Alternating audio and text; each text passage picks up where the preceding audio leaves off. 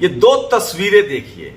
पहली तस्वीर हेमंत सोरेन की है, जिन्होंने 27% ओबीसी रिजर्वेशन लागू कर दिया है झारखंड में, और दूसरी तस्वीर चंद्रशेखर रावण की है नीतीश कुमार के साथ। इन दोनों तस्वीरों में पूरी देश की राजनीति और 2024 की राजनीति छुपी है। सबसे पहले बात झारखंड की, सबसे पहले बात इस देश के सबसे शानदार हेमंत सोरेन की, सबसे शानदार मुख्यमंत्री की, जिन्होंने एक बड़ी लकीर खींच दी है। तो सोचिए, हेमंत सोरेन ने कहा है कि ओबीसी को 27% झारखंड में आरक्षण मिलेगा। कल मेरी एक सवर्ण नेता से बात हो रही थी, वो कांग्रेस प्रियंका गांधी और राहुल गांधी के सलाहकार हैं। मैंने कहा हिंदू मुस्लिम कार्ड क्या है आपके पास? उन्होंने कहा समाज को जातियों में तोड़ दिया गया है, हमको एकजुट करना पड़ेगा और सबको मिलाना पड़ेगा। मैंने कहा हिंदू मुस्लिम का एक ही कार्ड है, सोशल जस्टिस। सोशल जस्टिस मतलब रिजर्वेशन और ओबीसी रिकमेंडेशन के सारे आयामों को लागू करना, क्योंकि हिंदू के नाम पर जो सबसे ज्यादा दिग्भ्रमित समाज है वो है ओबीसी। सवर्ण तो वोट करता है बाय चॉइस बीजेपी को, क्योंकि उसको मुसलमान टाइट रखना है, क्योंकि उसको हिंदू धर्म के जो कास्ट सिस्टम है उसको मजबूत करना है, और एससी एसटी ओबीसी माइनॉरिटी का आरक्षण खत्म करना है। तो वो तो कभी हटेगा नहीं बीजेपी से, क्योंकि बीजेपी आरएसएस से काम कर रही है। रही बात कौन लोग आपको हिंदू के नाम पर बरगलाए गए हैं, शेड्यूल कास्ट इसलिए वोट करता है कि मुसलमान टाइट रहे, जो आरक्षण नहीं समझता है। ओबीसी इसलिए वोट करता है कि मुसलमान टाइट रहे। अब इस मुसलमान टाइट रहे के चक्कर में ओबीसी अपना अधिकार खो रहा है, शेड्यूल कास्ट अपना अधिकार खो रहा है, ट्राइबल अपना अधिकार खो रहा है। लेकिन जैसे आप उसका अधिकार देना शुरू कर देंगे वो आपकी तरफ आ जाएगा। और हेमंत सोरेन पर जब नकेल कसना केंद्र ने शुरू किया, पहले नीतीश कुमार को खत्म करना चाहते थे, उन्होंने वापसी की है घर। अब हेमंत सोरेन ने 27% रिजर्वेशन और खतियान को लागू कर दिया है। पूरे देश में खुशी की लहर है। और सोचिए अब 25 साल क्या 50 साल भी बीजेपी का कोई नाम लेवा नहीं रहेगा झारखंड में। भले कांग्रेस के साथ गठबंधन रहे या कांग्रेस अलग हो जाए, क्योंकि 60% आबादी ओबीसी के। झारखंड के आदिवासी मूल निवासी के वर्षों का संघर्ष हुआ सफल। कैबिनेट की बैठक में 1932 खतियान एवं ओबीसी को 27% इन्होंने रिजर्वेशन लागू कर दिया है। अगर कांग्रेस को छत्तीसगढ़ बचाना है, राजस्थान बचाना है, तो यही अनाउंसमेंट करना होगा। राजस्थान, मध्य प्रदेश, छत्तीसगढ़ में 27% रिजर्वेशन नहीं है। छत्तीसगढ़ के मुख्यमंत्री जी, आपके राज्य में भी सवर्ण आबादी लगभग 3% ही है, पर उनको ईबीएस में 10% क्यों मिल रहा है? सोचिए, ये स्थिति है। BJP clean bowled. झारखंड में आज दिवाली मनाई जा रही है, तस्वीरें देखिए। 1932 खतियान आधारित नियोजन और 27% ओबीसी लागू है। और ये तस्वीरें हैं, सोचिए आप, ये सबसे शानदार तस्वीरें। दिलीप मंडल लिखते हैं बीजेपी ने चुनाव आयोग जांच आदि में हेमंत सोरेन को काबू में करने की कोशिश की थी, लेकिन हेमंत सोरेन ने भी बोल दिया डरेगा नहीं मैं, दिसोम गुरु शिबू सोरेन का बेटा हूं। हेमंत सोरेन ने शानदार काम किया है, जो आपको तस्वीरों में दिखा रहा हूं। और सोचिए किस तरह से लगातार 1932 खतियान और ओबीसी आरक्षण में आज से संघियों को गोदी मीडिया और सवर्णों की नींद उड़ा दिया, और बाहरी लोगों का बिड़िया बिस्तर बंद जाएगा। ये मीना ने लिखा है, जो दिल्ली यूनिवर्सिटी में प्रोफेसर है, और उन्होंने एक लाइन भी कोट किया है, शानदार लाइन कोट किया है, जो मैं चाहता हूं कि मैं आपको पढ़ के बताऊं। उसको खोलने की कोशिश कर रहा हूं। जयपाल मुंडा ने कहा था, सोचिए, जयपाल मुंडा ने कहा था कंस्टिट्यूएंट असेंबली में कि कोई आदिवासी के हक अधिकार की बात जो है वो कोई आदिवासी ही करेगा। इसलिए जयपाल मुंडा ने संविधान सभा में, जब आप आदिवासियों के हक की बात करेंगे तो आपको हमेशा एक आदिवासी की जरूरत होगी, और वही हेमंत सोरेन ने यह काम कर दिखाया है। प्रशांत कनौजिया लिखते हैं झारखंड में ओबीसी आरक्षण 14% से बढ़ाकर 27% हुआ। इच्छा शक्ति होनी चाहिए, बाकी सब संभव है। सामाजिक न्याय को परोकार। बड़ा चैलेंज है ये अब तेजस्वी यादव के लिए। 69% रिजर्वेशन करे जैसे तमिलनाडु में है, पेरियार के आंदोलन की वजह से, और कोई नहीं हटा सकता है वहां डीएमके को। झारखंड में कैबिनेट में आज 1932 के खतियान लागू करने की मंजूरी मिल गई, जिसके बाद रांची में प्रोजेक्ट भवन में जश्न का माहौल है। तो ये तमाम तस्वीरें देखिए। ओबीसी झारखंड में 27% है, बताऊंगा, आप कल्पना नहीं कर सकते हैं, सोचिए। और ये तस्वीरें देखिए, हेमंत सोरेन, राहुल गांधी, तेजस्वी यादव, किस तरह से। मैं एक सवर्ण साथी हैं, लिबरल साथी हैं, राजपूत समाज से हैं, उनमें न्याय की अवधारणा भी है, क्योंकि बीपी सिंह हो, अर्जुन सिंह हो, महाराणा प्रताप हो, इन लोगों में न्याय की ताकत होती है, इसलिए सुप्रीम कोर्ट में अब ठाकुर समाज के भी रिप्रेजेंटेटिव नहीं है। मैं उनको कल समझा रहा था कि सोशल जस्टिस एक महत्व मुद्दा इस हकीकत है।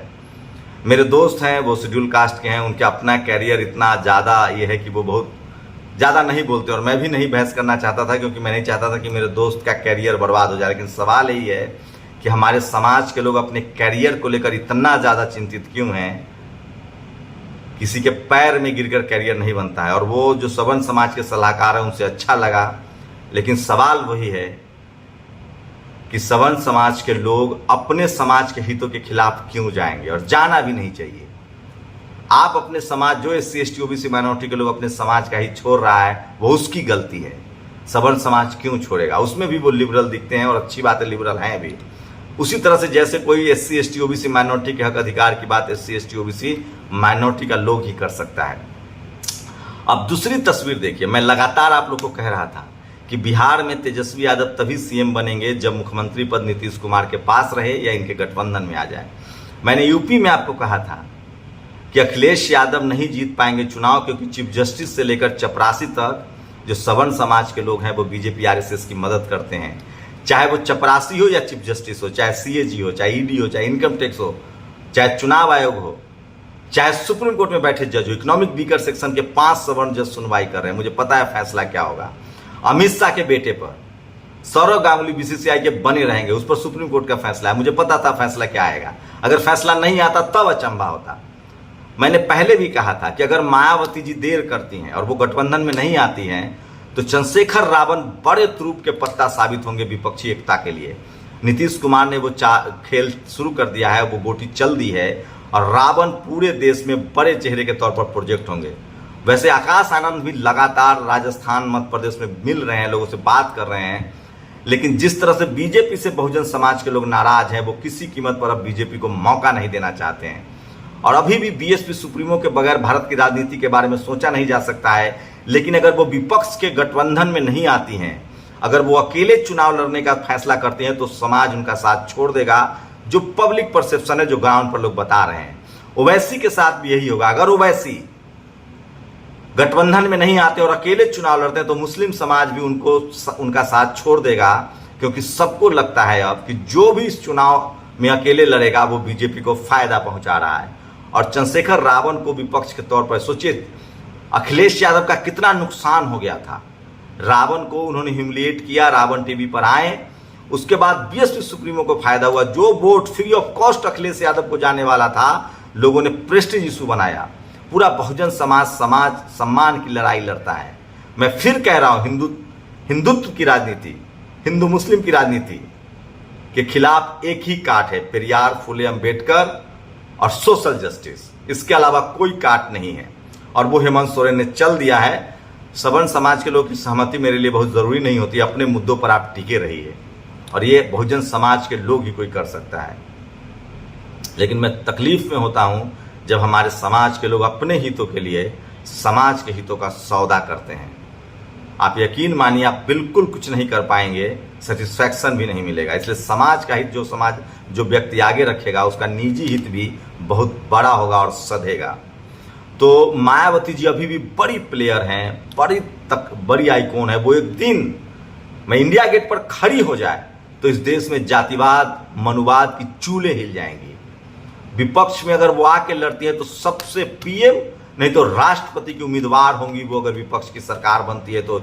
ये उनकी विश्वसनीयता और क्रेडिबिलिटी। और अगर वो गठबंधन में नहीं आती हैं तो समाज उनका कहीं साथ न छोड़ दे, ये डर है मुझे। और चंद्रशेखर रावण से नीतीश कुमार की मुलाकात हुई है। आप लोग को क्या लगता है कि BSP सुप्रीमो मायावती को गठबंधन में आना चाहिए? वो गठबंधन में जिसमें OBC, SC ST के लोग बड़े चेहरा होंगे, जिसमें कांग्रेस B दूसरे नंबर पे होगी, लालू यादव, नीतीश कुमार, हेमंत सोरेन, ममता बनर्जी, अखिलेश यादव, मायावती जी, अगर ये मिलती हैं, देवगौड़ा, नवीन पटनायक, जगनमोहन रेड्डी, TDP, तो सबसे बड़ा फैसला होगा। और मुझे उम्मीद है कि ऐसा होने जा रहा है 2024 में, क्योंकि नीतीश कुमार को आप झुटला नहीं सकते हैं। लालू यादव सोशल जस्टिस की राजनीति समझते हैं, और कांग्रेस भी छत्तीसगढ़, राजस्थान में तभी बचेगी जब 27% रिजर्वेशन का ऐलान करे और बीएसपी सपा तमाम दलों से गठबंधन करे, नहीं तो नहीं बच पाएगी। लेकिन जो तमाम पार्टियों में सवर्ण सलाहकार होते हैं वो सोशल जस्टिस और आरक्षण के खिलाफ है, क्योंकि अपने उनके समाज के हित ज्यादा अच्छा लगता है, उनको रखना भी चाहिए। ठीक उसी तरह से सुप्रीम कोर्ट में बैठा हुआ सवर्ण जज भी ईवीएस पर अपने समाज के हक के फैसले देगा। और मूल्य की मुस्कान कितनी बेशर्मी, सोचिए ये है गोवा के वो कांग्रेस के एमएलए जो बीजेपी में चले गए हैं। और ये तस्वीरें देखिए झारखंड में जेएमएम के जो तस्वीरें हैं, और ये तिकरी काम करेगी। और ये तस्वीरें आज सबके चेहरे सामने सोशल मीडिया पर है। 100 में 90 शोषित है और 90 भाग हमारा है। आज भीम आर्मी चीफ एएसपी राष्ट्रीय अध्यक्ष भाई चंद्रशेखर जी ने बिहार के मुख्यमंत्री नीतीश कुमार से मुलाकात की। सुप्रीम कोर्ट ने बीसीसीआई के संविधान में बदलाव को मंजूरी दी। अब सौरव गांगुली और जय शाह 2025 तक अपने पद पर बने रह सकते हैं। तो आज की सोशल मीडिया पर सबसे ज्यादा वायरल खबरें हैं, लोग जश्न मना रहे हैं। सोचिए जयपाल सिंह मुंडा ने संविधान सभा में, जब आप आदिवासियों के हक की बात करेंगे तो आपको हमेशा एक आदिवासी की जरूरत होगी। मैं कल से हैरान हूं कांग्रेस के सलाहकारों से मिलकर, और मेरे दोस्त जो हैं, मेरी दोस्ती बहुत अहम है, लेकिन अपना हित छोड़ना पड़ेगा। और वो जो सलाहकार है वो शानदार है, उनकी सोशल जस्टिस की समझ है, लेकिन वो ये बात नहीं मानते हैं कि हिंदुत्व के खिलाफ सोशल जस्टिस ही एकमात्र विकल्प है। खैर ये उनकी अपनी निजी राय है, बट शानदार बातचीत करके मौका मिला। और यह शुभांकर मिश्रा ये रोज फेक न्यूज फैलाता है। साधु की मौत वाला ये मध्य प्रदेश का वीडियो फैला रहा था, तो इनका क्या कहना। और यूपी के गोंडा में पुलिस ने एक युवक को पूछताछ के लिए बुलाया। युवक अपने रिश्तेदारों के साथ पहुंचा, वो अंदर थाने में ले गया। बाद में उसकी तबीयत खराब होने का बाद कहा गया और उसकी लाश मिली है। और भारत लद्दाख में अब तक पेट्रोलिंग पॉइंट 15 तक करता था। मोदी जी की छवि बचाने के लिए शोर मचा के कोई नहीं घुसा है, अब उसको बफर जोन बना दिया गया है। तो सोचिए इस तरह के हालात हैं इस देश में, और आज सोशल जस्टिस की बात सबसे ऊपर है। आपको क्या लगता है कि हिंदू मुस्लिम की राजनीति की काट सिर्फ सोशल जस्टिस है? इस देश में एससी एसटी ओबीसी माइनॉरिटी को अपने हक अधिकार, 90% मुसलमान इस देश में ओबीसी है। शेड्यूल ट्राइब का आरक्षण बढ़ाना है, शेड्यूल कास्ट का आरक्षण बचाना है, ओबीसी का आरक्षण बढ़ाना है, और सरकार बनाकर तमाम निजी कंपनियों को सरकारी कंपनी बनाना पड़ेगा। जो कह रहे हैं कि आरक्षण से फायदा क्या है, सरकार बना लीजिए। जो सरकारें बेच सकती है कंपनियां, तो सरकार बनने पर कंपनियां सरकारी हो भी सकती है। अंबानी अडानी की संपत्ति का भी राष्ट्रीयकरण हो सकता है, और कांग्रेस को भी यही करना पड़ेगा, तभी बचेंगे वो। मैं फिर कह रहा हूं, हिंदू मुस्लिम की राजनीति का एकमात्र काट है सोशल जस्टिस, भारत का संविधान और एससी एसटी ओबीसी। लेकिन जितने सवर्ण सलाहकार हैं वो इससे सहमत नहीं है। जो जेएनयू में पढ़े लिखे हैं वो भी इससे सहमत नहीं है। ये उनकी निजी राय है, उनके समाज का हित है। लेकिन मैं ठाकुर समाज से बहुत उम्मीद करता हूं, जाट गुर्जर पटेल मराठा ठाकुर, इनमें न्याय की भावना रही है, इसलिए सुप्रीम कोर्ट से गायब हैं। अपनी प्रतिक्रिया जरूर दीजिए। शुक्रिया।